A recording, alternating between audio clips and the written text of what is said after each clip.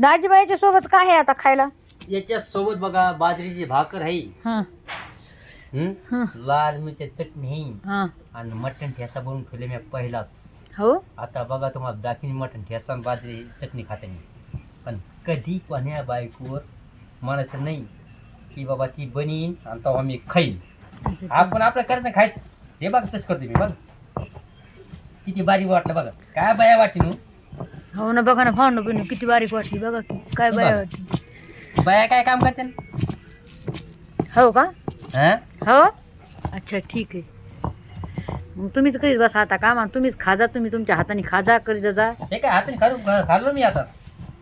मी म्हणलं कोण बरं ठीक. पण मला ठेच्याकडे यायचं नाही आणि मग आपल्या कधी भाकरीकडे पाहायचं नाही. मी नाही पाहिले माय कोण पाहायला लागले तू तरी कधी खाल्लीस नाही भाकर?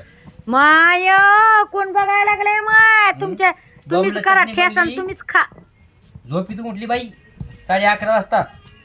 मला पाय झोपली तर काय म्हणताची आणि मस्त झपका सुरू तिथं. स्वतः बनवून माझ्यासारखं चल जा करा. मी करायला लागले आता भाजी करायला लागली मी मस्त. तर भाजी तुला काय करते?